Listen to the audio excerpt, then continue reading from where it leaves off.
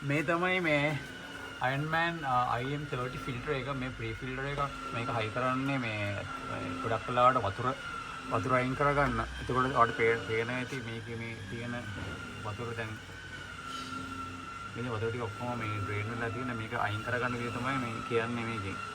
එතකොට දැන් මේ බ්‍රැකට් එක නම් ගොඩක් වෙලාවට නැතුව ඇති මේ බ්‍රැකට් එක අපිම තමයි ගහන්නේ ස්ටෝන් ගාඩ් එකක් විදියට.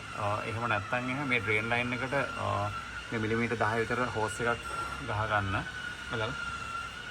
ඊට පස්සේ ට්‍රේ එකක් අල්ලගෙන